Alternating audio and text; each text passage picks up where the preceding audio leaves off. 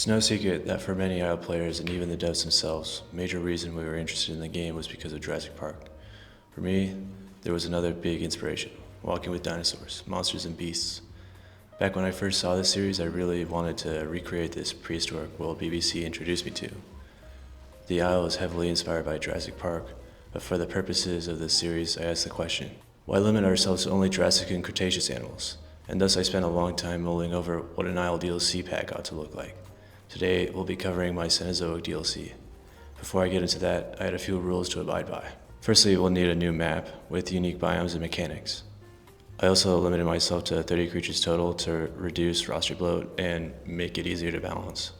All of the animals in this DLC are balanced around themselves and not intended to interact with dinosaurs. All animals must be extinct, distinct, and alive during the Cenozoic. We'll need an even amount of herbivores and carnivores, and also no land animals that can't be reasonably killed, like Paleoloxodon or Paraceratherium. One last thing before I begin, I don't expect the devs to make this DLC. This video was made for fun. I would love it if they made a DLC expansion like this, but I don't think it'll happen. Moving on, the animals chosen were prioritized by importance. For example, the woolly mammoth simply had to make the roster, and the rest of the roster filled in those empty gaps. The weight estimates were not thoroughly researched beyond a quick Google search. Most of them were pulled from Wikipedia and might not be accurate. I, however, don't care that much for perfect accuracy as long as the general size range is captured. The Isle enjoys realism when it can, but it won't trip over itself to get it. If an animal needs to be upsized or downsized to better fit the game, then it will be. There are some obvious issues with the roster due to land predators not being that large. However, I had a few solutions in store for that. I'll bring those up when they become relevant. I did not consider whether or not strains should be included here. It's too much work to bother with. Elders and mutations should be included in the DLC, but they also won't be mentioned because it feels redundant to do so. Humans and tribals will be playable in the DLC, however their kits would be tweaked to better fit in. Because we don't know what their kits will look like, they will also be ignored, but just know that they're there in the background. Now let's get into the map. It would be a separate large island from Gateway. The island introduces a climate and season system. The map will cycle between 4 seasons: spring, summer, autumn, and winter. Each season would have different temperature and weather effects on different biomes. I have 6 major biomes that have their own unique qualities and animals. We'll go from north to south, starting with boreal forests. Also known as taiga, this biome would be the coldest. In the winter, the temperature is only tolerable by certain animals. The terrain is mostly mountainous, with a few open areas. Water and food is generally plentiful for most of the year if you can deal with the cold. Those that can't bear the cold will migrate south into the grasslands. This biome is primarily characterized by, you guessed it, grass. The biome is mostly arid, with the occasional rain creating small ponds to drink from. Many animals can tolerate the temperature year-round, but the inconsistent amount of water typically means they can't stay for too long. After the grasslands is the desert, a hot, even more dry biome. The plants are tough and water is rare, although there are a couple small oases. Temperature in the winter is pleasant, but the summer heat is too much for most animals. After the desert is the wetlands. This biome has an abundance of fresh water, and the weather is mostly warm. These are ideal conditions. However, most diet plants don't grow here in large numbers. Furthermore, the floodplains will occasionally fill with water, giving large marine animals access to parts of the island.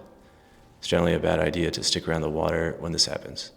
You'll see why when we get to the roster. Before that though, we have a few more biomes. The ocean biome is exactly as it sounds, very similar to what Gateway Oceans will be like. The final major biome is the caves. Dark and sometimes damp, caves are dangerous locations. They can be big or small, sprawling or simple. Many animals cannot access them due to terrain and night vision problems. Cave entrances are scattered all across the island and can provide shelter from the weather. Some may act as nurseries for juvenile animals. Overall, caves are dangerous but useful in a pinch. Dedicated cave dwellers are capable of living down under for long periods of time.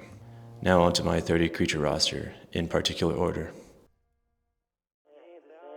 I be popping bottles, sparkles and champagne. VIP my section, royalty looking sexy, you know that be my thing. I'm tired of the liars. I already know what you're thinking. Why is Megalania here when it's a base game creature? My answer is Megalania is a Cenozoic animal. and much better suited to this roster.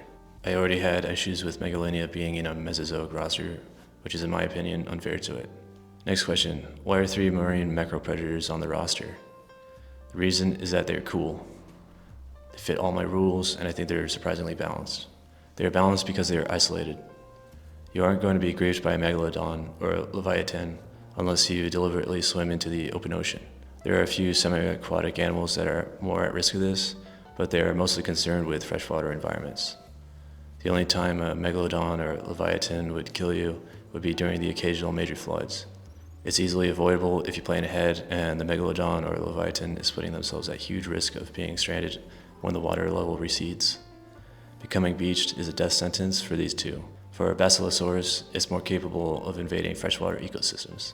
It's also capable of rescuing itself from becoming beached. However, it's still a risky play that they would easily die to.